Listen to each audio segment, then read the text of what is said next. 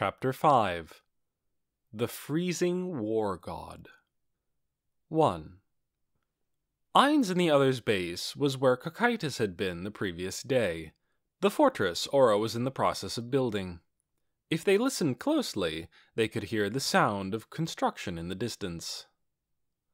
When Ain's entered one of the rooms, Victim, who had been silently following, spoke to him. Eggshell, teal, fuchsia, scarlet, ash, crimson, clay, grape, gray, jonquil, orange, teal, peach, peach, eggshell, chestnut, gray, ivory, opal, khaki, clay, brown, eggshell, scarlet, jonquil, jonquil, silk, grape, crimson. Well, Lord Ain's, here I will take my leave. Nice work today. Then, until we get back, please watch over level 1. Ivory, orange, peach, grape, cream, grape, orange, jonquil. Understood. Gate. Victim disappeared into the Gate of Darkness, leading to the first level of the Great Tomb of Nazarick that Ain's made. After seeing off the Guardian that had a powerful death-activated detainment skill, Ain's turned his attention to the room. At the same time, he sensed Aura in the back, staring at the floor. She had probably been trying to get the interior decoration together for Ain's arrival. There was evidence of her painful efforts here and there around the room, but it still didn't look as good as Nazarick. She seemed ashamed. It's really not so bad, though. Ain's was once a normal person, so it didn't bother him so much. His quarters in Nazarick weren't bad either, but they were too luxurious. Sometimes he didn't know what to do with himself there. Here he could actually relax, so it was nice. I want an 8 tatami mat studio. Maybe I should just secretly make one somewhere. Oh, I have to make sure to praise my underling's work. I have to tell Aura how satisfied I am with what she's done here. Watch over your workers with gratitude. Without trust, they will not flourish. Ain's remembered the words he'd seen framed and hung in the president's office at a client company. He didn't know who'd said it, but he thought it was a great quote. That was how an ideal boss should act. You have to express gratitude in words. If you don't praise people, they won't work. Something like that.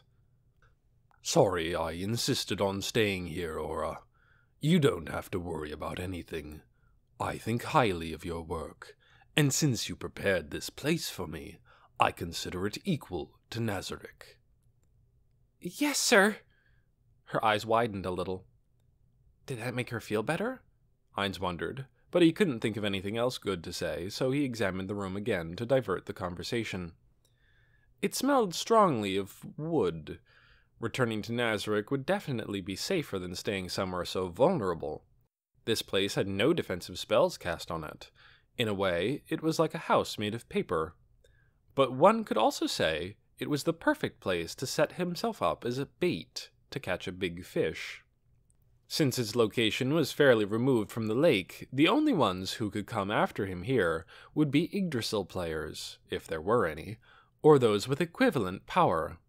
In other words, he'd planned it so that any raid on this place would reveal a powerful enemy. Of course it was dangerous, but Ain's felt that nothing ventured meant nothing gained. Nobody's coming? Or did this operation also fail? What's that?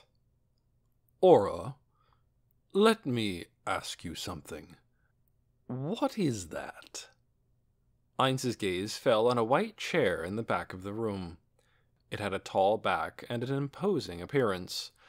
It was so magnificently crafted that it would have done well as a work of art, as long as one issue was ignored.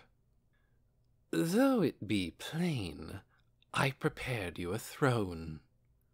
It was Demiurge following behind him who answered. I figured, thought Ain's, and asked another question. What kind of bones are those? Various different animals. I collected the good bits from things like griffins and wyverns. I see. It was a throne made of numerous bones. Nothing like it existed in Nazarick, so Demiurge must have made it while he was out. It seemed to contain more than a few things that couldn't be anything but skulls. human or perhaps subhuman. Although the throne was made from bleach-white bones, with no blood or meat clinging to them, it seemed to radiate an unpleasant, gory smell. Should I sit on this creepy thing? Ainz hesitated for a moment, but his subordinate had prepared it for him, so it would be rude not to sit in it. It would be different if he had a legitimate reason to refuse. After considering several options, Ainz thumped his hand. Shaltir, I believe I said I would punish you. I'll do it right now. Yes, I'll humiliate you. My lord! She seemed a bit surprised at the sudden address. Down on your knees and hang your head. Get on all fours.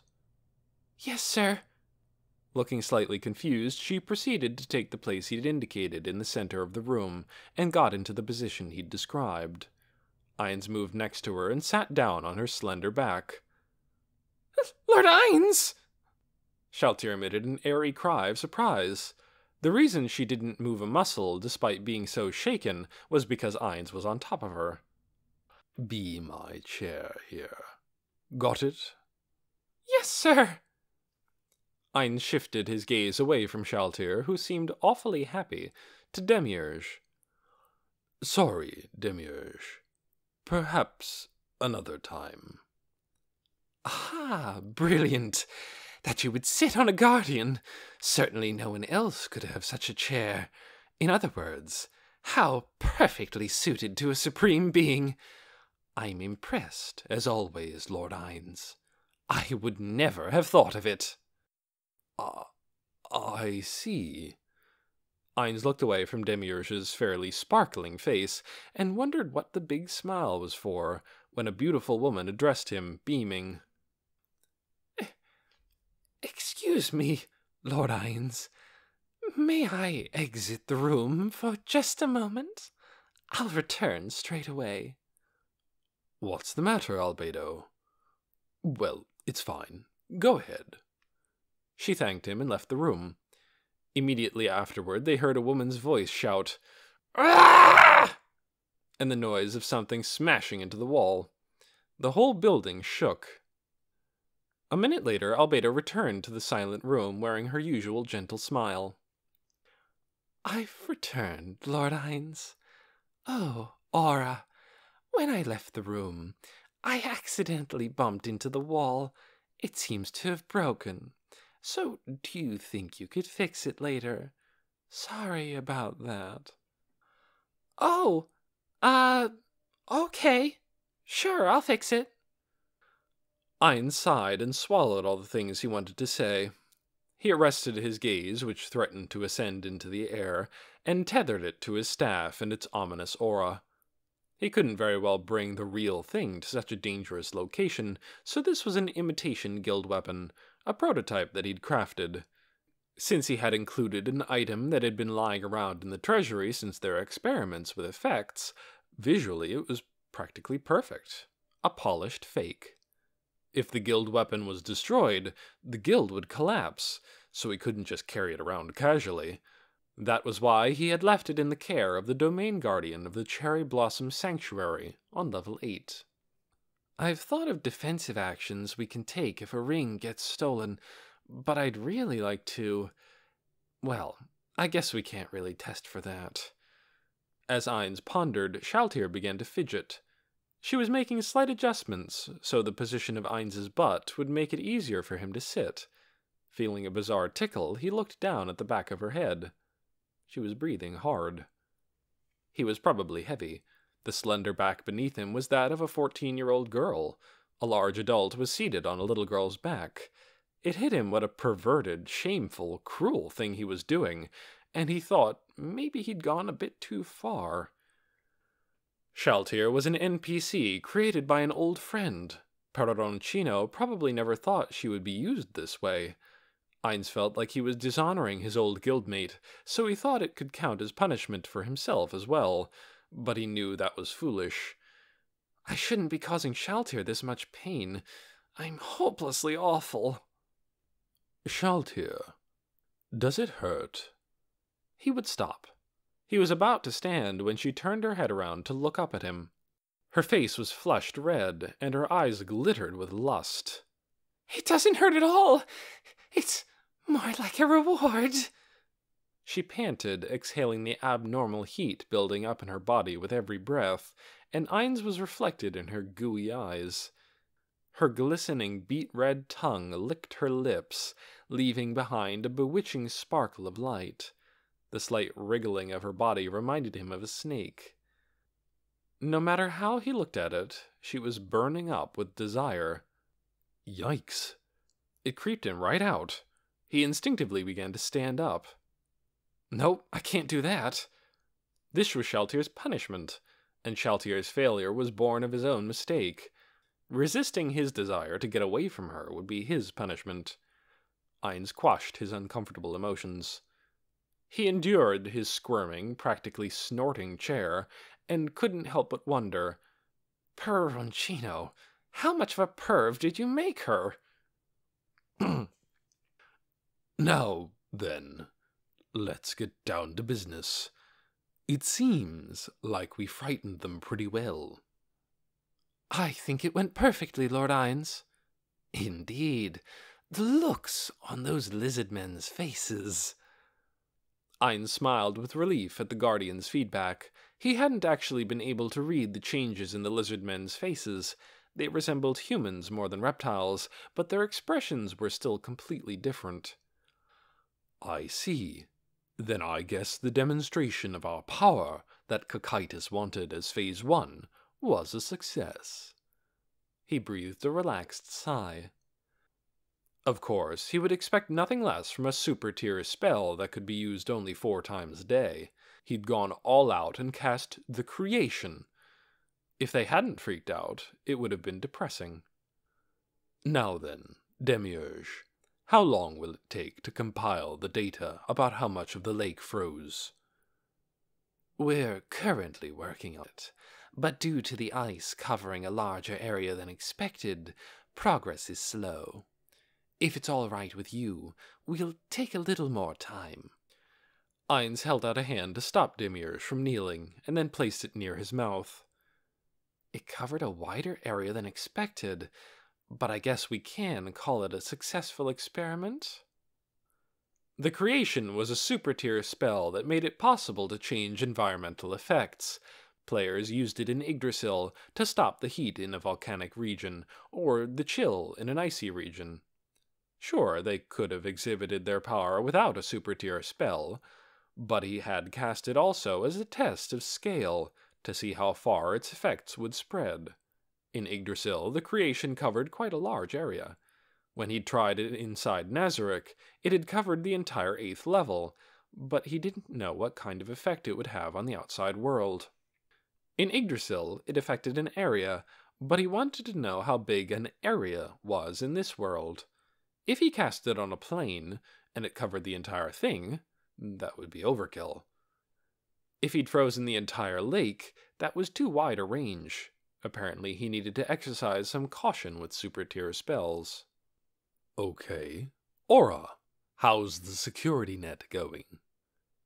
I took the undead you lent me, and put them on watch for a mile radius, but so far we haven't caught much of anything. I've also sent out some of my magical beasts with detection skills in a 2-mile radius, but I haven't received reports of anyone suspicious. I see. There's a possibility someone would use the skill Perfect Unknowable on approach. What about that case? No worries. I teamed up with Shaltyr, and we're using some undead with good detection skills as well. Fantastic. Aura grinned in response to Ainz's praise. Gone was the depressed look of before. We're giving them a big enough opening. Why hasn't the enemy who used the world item on Shaltyr made a move? With all eyes on him, he repeated the question again to no one in particular. Why hasn't there been any attempt to observe Nazarick or this place? Could there be some sort of surveillance that the current security net can't pick up? Perhaps using a world item? Ainz cocked his head in response to Demiurge's question. Momon considered that hypothesis, but even if there were some kind of world item surveillance, it wouldn't work on him, since he possesses a world item as well. It'd have to be naked eye observations, or another physical method. I guess there's always magic, but I thought they'd switch. The questions on the Guardians' faces made him realize he hadn't said enough. How can I explain this? There was one time we secretly held a precious metal mine, and because we had monopolized it, market prices soared. Someone mounted a plot to take it from us using Ouroboros, one of the 20. Ainz smiled. He'd been annoyed at the time, but thinking back on it now, it was a good memory, even though he'd gotten killed and dropped some pretty rare items. What? How dare they rob the supreme beings of their land? I won't allow it. Please give us orders immediately for its recapture. At Albedo's shout, Ainz hurriedly looked over at her. All the Guardians were hostile and murderous. Demiurge was usually calm and composed, but even his face was twisted into a frown. Glimpses of determination showed through Mara's timid mien, screaming, "I'll kill you!" Shaltir was his chair, so he couldn't see her, but he sensed her body tensing through his seat. Calm down. This story ended a long time ago. Ainz raised a hand and ordered them to relax. They regained some of their composure, but the tranquil surface hid roiling hot lava underneath. Ainz hurried along with his story, partly just to change the subject. When they used Ouroboros, it made it so we couldn't get into the world where the mine was. During that time, they probably made a search and discovered it. By the time the seal broke and we were able to get back in, the mine had already been stolen. Most of the guild members had died in the reckless take-back operation that followed, but Ainz tactfully left that out. Okay, what I wanted to say was this. The world had been sealed, but if you were in possession of a world item, you could still get in. Likewise, even if our enemy is observing us with a world item, they shouldn't be able to find us. While several voices claimed to understand, Ainz wondered whether that was really the case. There was a very good chance, but there was nothing that made it absolute. When another one of the 20, Wu Jing controlling cycle had been used, players in possession of world items had received messages from the devs and items in apology. The apology read, "The changes to the world made with a world item shouldn't really apply to those of you holding one, but we realized it would put too heavy a burden on the system to keep only your data the way it is. Therefore, we are taking the liberty of making an exception and modifying it." So there was no guarantee they could avoid a world item's effects, although that time was an exception. The world item protecting Nazarick was a specific countermeasure for intelligence magic and the like. If it couldn't prevent world item surveillance, it was meaningless. That's why I thought they'd try to get in touch with Momon. But the only ones who approach him are mothers with newborn babies and adventurers. It was all people saying things like, "Please touch my baby so he'll grow up strong. Please hit me so I can grow stronger as an adventurer. Or please shake my hand." Nobody requested a private conversation. That was why Ainz was awaiting the enemy's move with various apparent vulnerabilities in different places. That was one of the reasons he hadn't given Kakaitis a world item, to make him a decoy to lure out the enemy.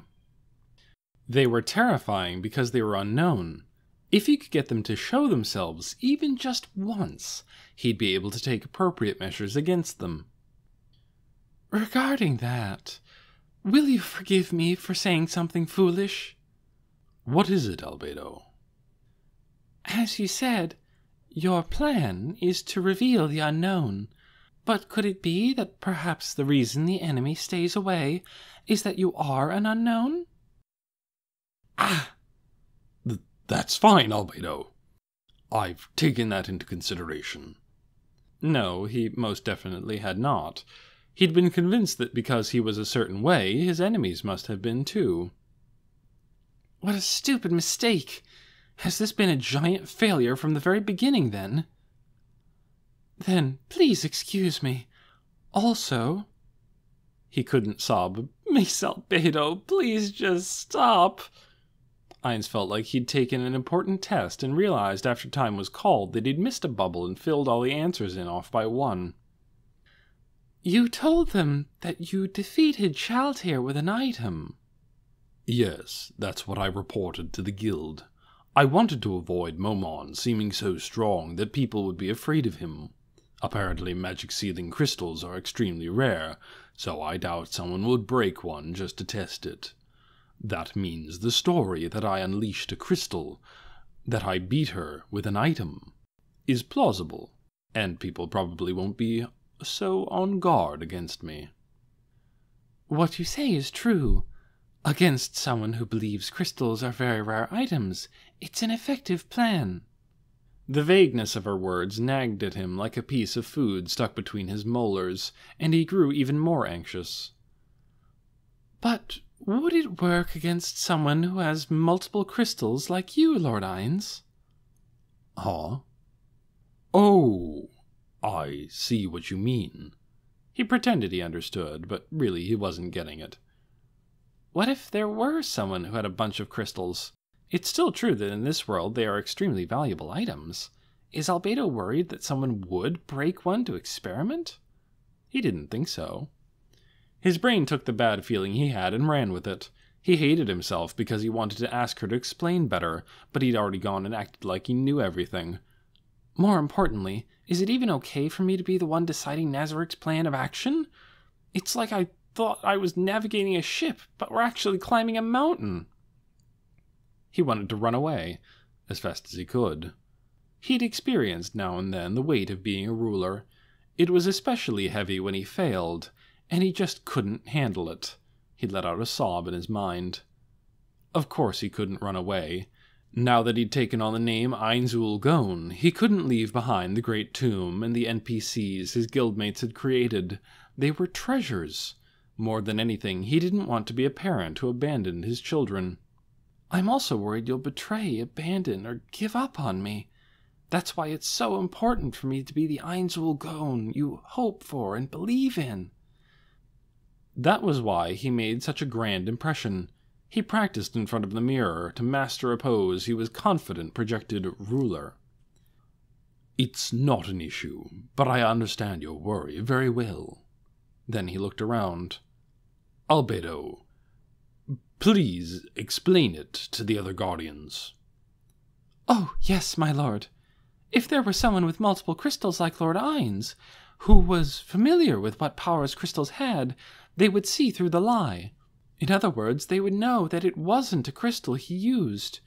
I don't know how seriously Shaltir fought, but the ones who used the world item would regard Momon and her as equally strong. So perhaps they've decided that approaching Momon, the mysterious warrior who showed up suddenly in Arantel, is dangerous. I believe that might have something to do with it. Albedo and the rest of you guardians, if that is the case, what do you think their next move will be? If I may be so presumptuous, it's possible that if they mean to oppose you, they'll spread a rumor that you're in league with the vampire, even if they have no way to back it up, in order to take you down. They probably aren't happy that Momon is making a name for himself and growing more powerful. Ah! Ainz groaned in his head. One reason he'd gone to Arantel was to acquire information, but his other purpose was to make a name for his persona, Momon, and also, just a bit, to run away. Once he'd birthed a great hero, his plan was to reveal his true identity, take all the accumulated praise for Ainzul Gon, and spread the name far and wide. It would also hopefully have the effect of showing that the former infamous PK Guild had turned over a new leaf. Ainz was helping people under the name Momon, but now all that might go up in smoke. But Demiurge, wouldn't it cause more damage to spread the rumor after Momon became famous? Maybe, but it depends, Aura. If Lord Ainz has enough renown, the rumor might just be regarded as a lie to make him look bad. They need to get him before he becomes too big and experienced. Magnificent, Demiurge. Ainz gave a magnanimous nod to Demiurge as he bowed, and acted as though he'd been thinking the same thing. Then let me ask you something else. Why hasn't the enemy done that yet? Demiurge raised a finger. First, they haven't finished gathering information about Momon yet. If he really clashed with Shaltir head-on and won, they wouldn't want to get on his bad side. They might even want to have him as a friend. Second, he raised another finger. What if their meeting with Shaltir was just random happenstance? They might have been on their way to do something else, a totally uninvolved third party. There's no way they just happened to meet her, Demiurge. That'd be a ridiculous coincidence. But Ainz realized, as he spoke, that the possibility did exist. He had concluded that the incident was an enemy attack aimed at Shaltir, or perhaps even at Nazarick, but she had been attacked not long after they arrived.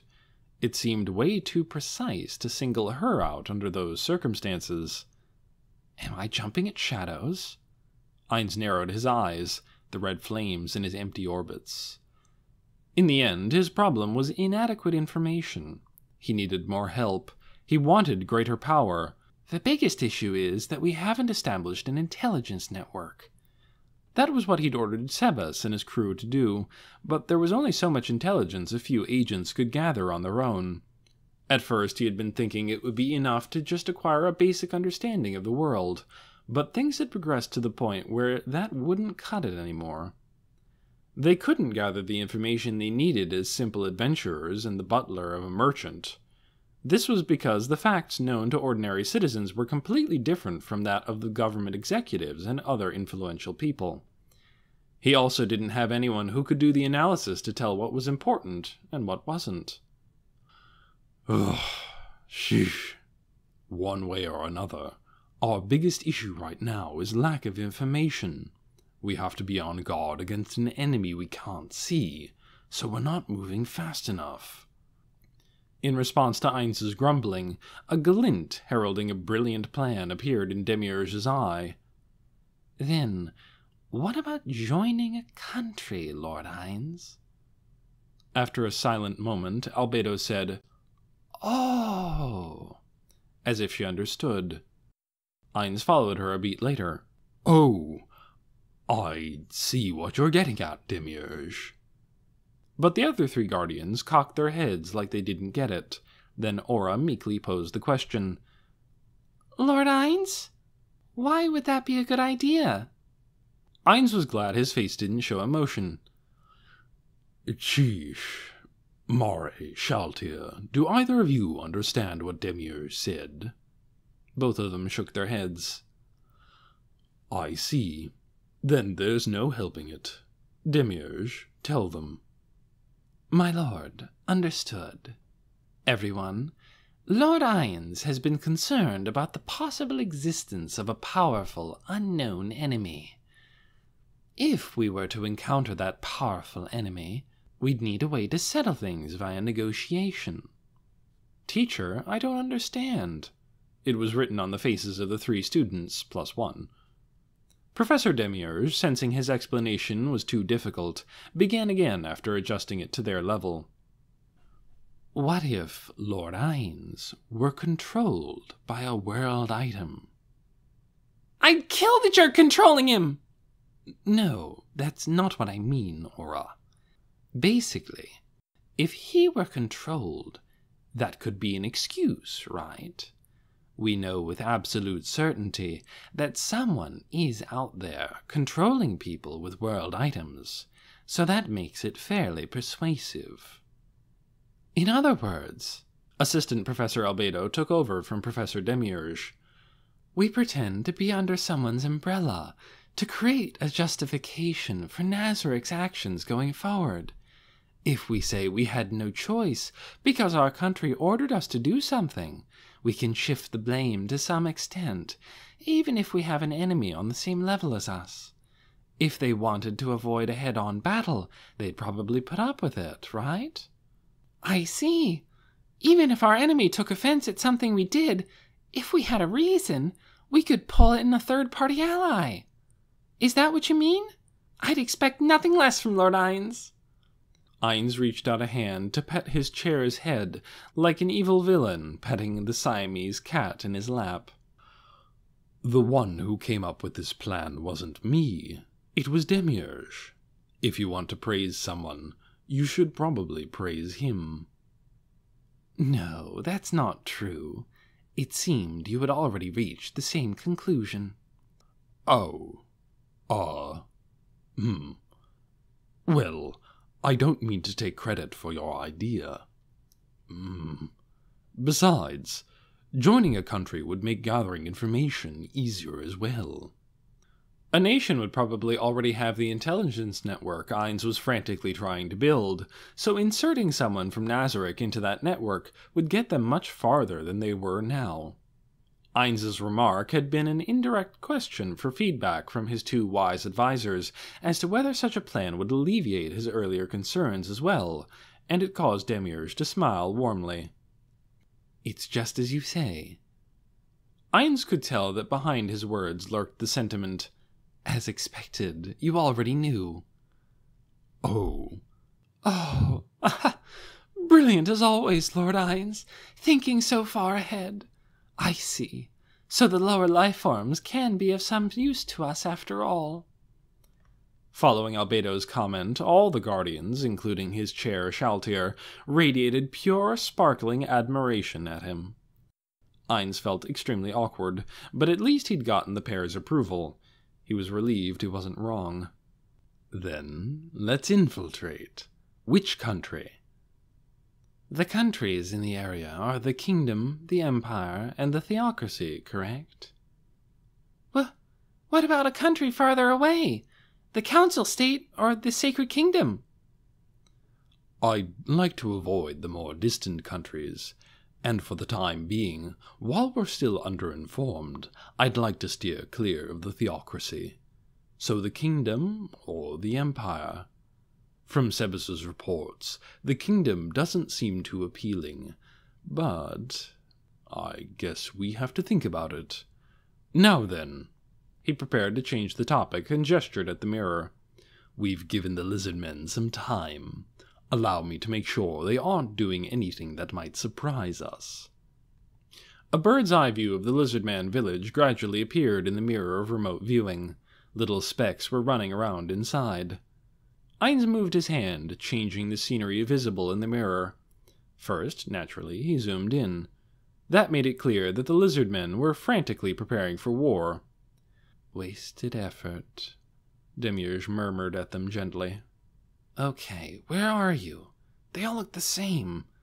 Ainz frowned at the mirror, trying to find the 6 from before. Oh, here's one Narmer. Is this the guy who threw the rock? And here's the one with the greatsword. It really is hard to tell the difference between them. It's easy if they're different colors or equipped in different ways. But, that one with the arm. Found him.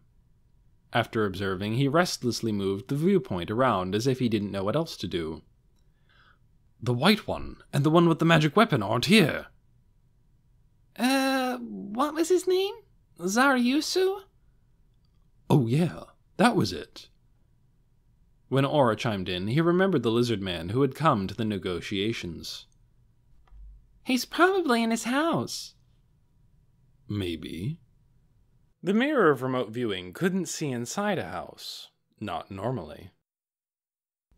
Demiurge, the Infinity Haversack. Understood. Demiurge bowed once, took the shoulder bag on the table that had been moved into the corner of the room, and politely handed it to Ainz. Ainz took out a scroll. Then he cast a spell with it. The spell created a sense organ that could see the invisible and insubstantial. It couldn't penetrate a magic barrier if there was one, but he could get through any regular wall, no matter how thick. If for some reason it couldn't, that would prove that they were up against an opponent who didn't let their guard down. By linking it with the mirror of remote viewing, he allowed the Guardians to see what he was seeing, and then moved the eyeball-like organ floating in the air. Let's try this house first. He haphazardly chose a shabby-looking house, the nearest one, and sent the sense organ inside. Even though the interior of the house was dark, it looked like broad daylight. Inside, the white one was pinned down with her tail up, and the black one was mounted on top of her. The onlookers were bewildered. At first, he didn't know what they were doing. Then he didn't understand why they were doing it. Ainz moved the sense organ back outside without a word. Full of misery, Ainz put his hands to his head. The Guardians standing by exchanged glances, not knowing what to say. An absolutely disgusting bunch, they are. Kukaitis is about to attack them, and that's what they're doing? You're right! Exactly right!